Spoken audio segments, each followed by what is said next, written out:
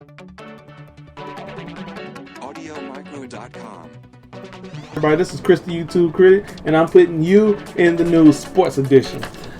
Starting out today, we got a couple of sad things that happened over the weekend. We had Arnold Palmer, who passed away with heart complications. He passed away at the BPMC hospital in Pittsburgh last night at the age of 67 years old. For those who don't know Arnold Palmer, he's a legendary golfer who won about 62 career PGA tours, I think 7 majors tours.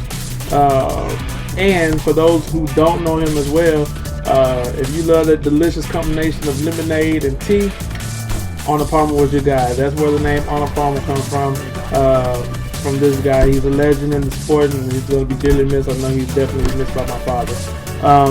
Also, in other news, we had Jose Fernandez for the Florida Marlins, who passed away as well yesterday morning around 3:30. I guess they were found. The boat was found capsized out in Florida.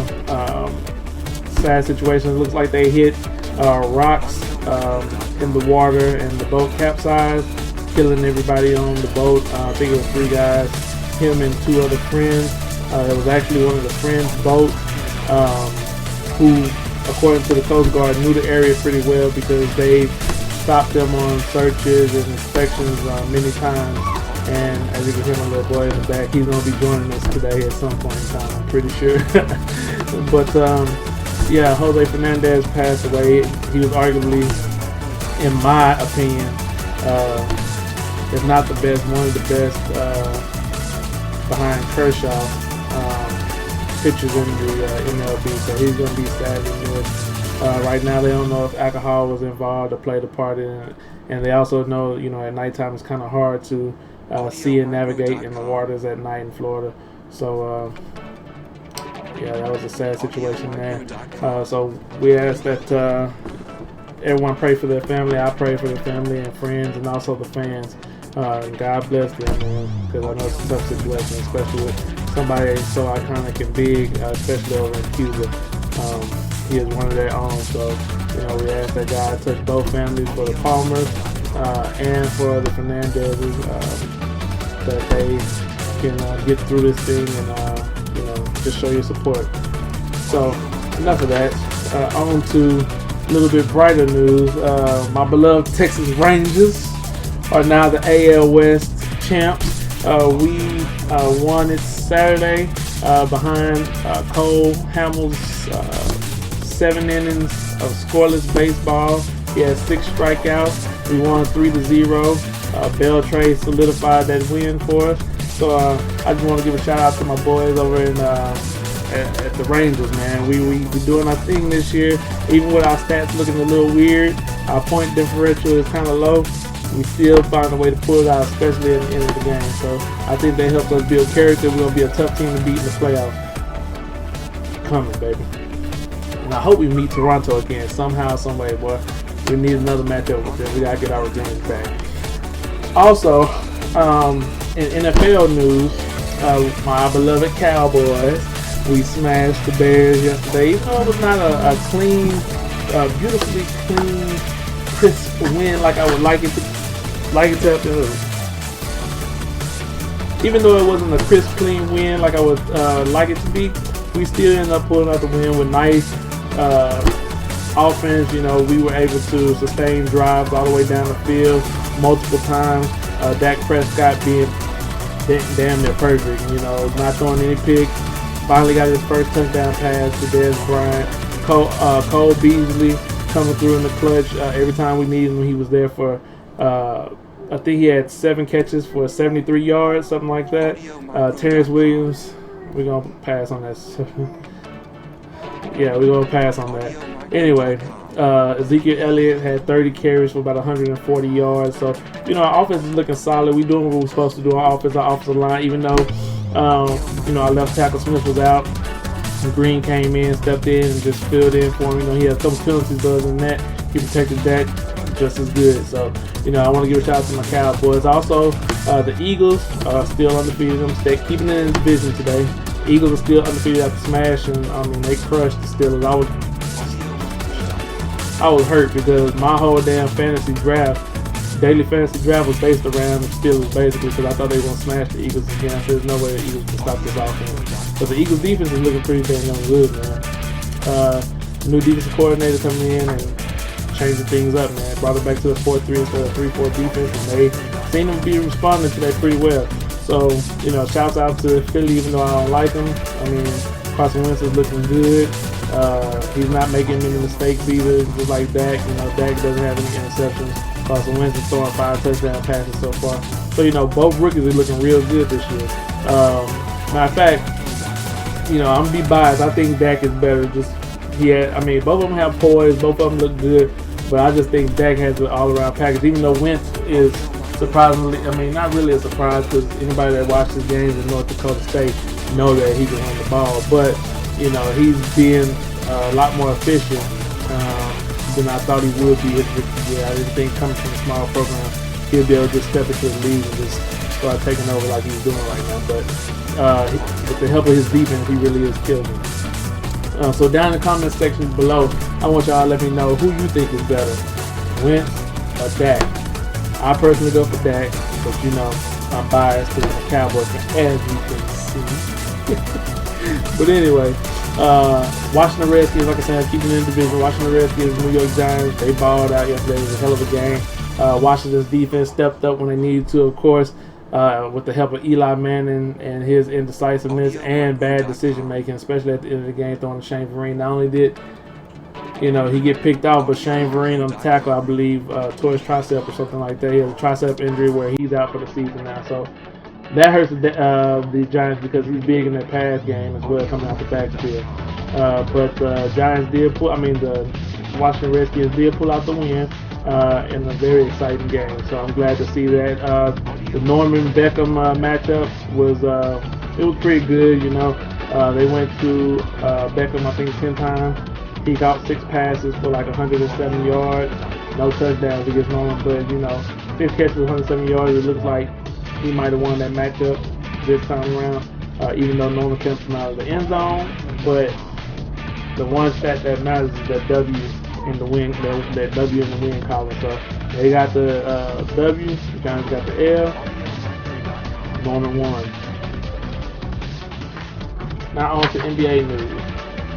Today, LAPD has confirmed that they are opening up an investigation against Derrick Rose in the rape allegations. An anonymous woman has accused Rose and a couple of his friends, which is Randall Hampton and Ryan Allen, of allegedly drugging and raping her, or doing gang rape on her August 27th back in 2013. And she's coming up with it now. I know sometimes it's tough for rape victims to come out with information. They don't know how to do it, when to do it. But then there are some people that, just keep an open mind, playing devil's advocate. There are some people that just try to take advantage of the situation. They know they had sex with this person. They know they can come up with some money. Hey, let me throw that out there. 3 dudes had sex with me. I was drugged. They forced their way into my house, is what she's saying, and took advantage of her when she passed out because she was drunk or something like that. My thing is Derrick Rose. He's Derrick Rose. How does Derrick Rose have to rape anybody? But that's a meathead way of thinking of it. You just never know what the situation was or what's going on. So October the 4th, they have a court date coming up, and we'll get a lot more facts about the story from both sides of the party and from his friends as well. And the anonymous person will be anonymous no more, obviously, because she has to go to court, and there's a lot of information going to come out there. Also, Kevin Garnett has retired over the weekend. I think it was Friday. He announced his retirement after 21 long years in his Hall of Fame career. We want to give a salute and shout out to Kevin Garnett, KG. Man, thanks for all the years of exciting basketball. With that little snarl, you know what I'm saying, coming with aggressive ball, man. Starting out in Minnesota, going to Boston. Man, you're a beast, man. The end of your career is not representative of what you were. Young folks probably don't know how much of a beast KG was, but KG was the man for a while at power forward. Him and Tim Duncan were, 1 and 2 man. Also, his running dog, his road dog, Paul Pierce has also announced retirement this morning, that he will be retiring at the end of the 2016-2017 year. After this season, it'll be 19 years for him in the league as well. He's going to be a Hall of Famer as well. He finally had brought Boston a championship after 22 seasons without a championship. They were going through a little drought. Paul Pierce, Ray Allen, and KG got together, beasted them one out. And I want to say congrats to Paul Pierce on his excellent Hall of Fame career as well, man. So shouts out to salute to you and good luck this year with the Clippers, even though I can't stand the Clippers. Good luck to y'all. Hopefully my Mavericks can do something, but we'll see. Now on to our football fantasy winners of the week. Our football fantasy winner, starting out with Marvin Jones, the Detroit wide receiver. The boy beasted. I watched that game and it was on national TV, so everybody should be able to see out the league on this good reason. But anyway, he had 6 receptions for 205 yards, 2 TDs, 32 fantasy points. The boy was awesome, man. He had he was killing that little DB out there. I don't know. He couldn't stay on his feet. I don't know what the hell was going on with him out there in Green Bay. But, if you can't keep your feet as a DB, man, you are not an athlete, guy. So, yeah, he caught a couple of long bombs on him. So, shout out to Marvin Jones. Even though they lost to Green Bay, they still put up a good effort to come back, He sparked it by his touchdown catch at the end of the first half. The Chiefs defense. Man, 6 interceptions, guy. Come on, Fitzpatrick. You are the loser of the day. Not only loser of Sunday, guy. That has to be the damn worst performance of the decade. If not, I wonder who did worse than that. So he had 6 interceptions, but of course, Chiefs defense had 2 touchdowns, 6 interceptions versus Jets. They got 32 points as well. Trevor Siemian, I'm just giving you the top 10 fantasy winners this week.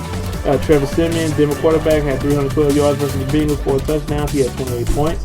Aaron Rodgers, who I had on one of my fantasy teams against Detroit, 205 yards, 4 touchdowns, 26 points. Basically, all his damn touchdowns and yards came in the first half. Matthew Stafford had 385 yards, 3 touchdowns, 1 interception versus Green Bay for 26 points. Jameis Winston, 405 yards, 3 touchdowns, 1 interception versus the Rams. He had 25 points. Jameis is balling, man. Vikings defense. I don't know why the hell I didn't pick them, but I'm going to believe in them boys. And they definitely going to be on my fantasy team, my daily fantasy team from here on out, as long as they play. Because them boys are awesome, man. They made me a believer. And they got my former Dallas Cowboy, Terrence Newman on there, still balling and getting interceptions like crazy this year. So they had 1 touchdown, 25 points versus Carolina. I know Cam Newton, I think, threw 1 interception, so if I'm not mistaken. Anyway, Carlos Hyde had 103 yards, 2 touchdowns against Seattle with 1 reception for 2 yards in the loss. He also had a 2-point conversion, which he totaled him for 24 fantasy points. And Sean McCoy had 110 yards, 2 touchdowns, 3 receptions, 6 yards, 23 points versus Arizona, which I'm kind of disappointed in Arizona's defense. I don't know what the hell is going on over there. I know they have a few injured players, but I mean, damn, son. And to wrap it all up, Emmanuel Sanders had 9 receptions, 117 yards, 2 touchdowns,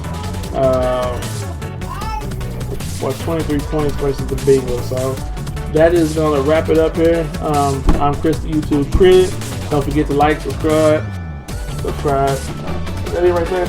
And comment down below on who you think is better, Dak or Wentz. Other than that, thanks for letting me put you in the new sports edition. And get up my face.